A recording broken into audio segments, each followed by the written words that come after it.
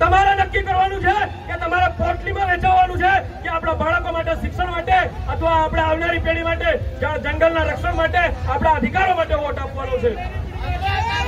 કોઈ પણ પાર્ટી પક્ષનો માણસ હોય, કોઈ પણ નેતા હોય જે સમાજની વાત કરશે, ભીલ પ્રદેશની વાત કરશે, યુવાનો અને સમાજ એની પડકે ઉભો રહેશે। કોઈ પાર્ટીની ગુલામી નહીં કરવી પડે।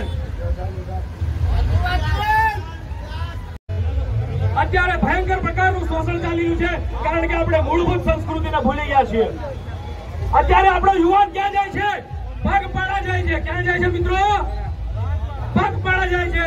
એને વિજ્ઞાનની જરૂર છે, એને વૈજ્ઞાનિક દૃષ્ટિકોણની જરૂર છે, એને કલમની જરૂર છે, એને કોમ્પ્યુટરની જરૂર છે, પણ આજનો યુવાન અને સમાજ એ પગપાળા જાય છે, ઉપવાસ રાખે છે, અલગ અલગ પ્રકારના અંધશ્રદ્ધાઓમાં, કુરિવાજોમાં અને વહેમોમાં ભરાઈ ગયો છે।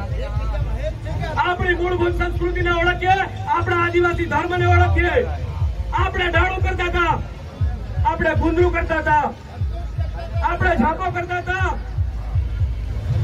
આપણે નેવોજ કરતા હતા, આપણે ભરાડી કરતા હતા। આ મૂળભૂત સંસ્કૃતિ છે આદિવાસીની અને આ જ આદિવાસી ધર્મ છે।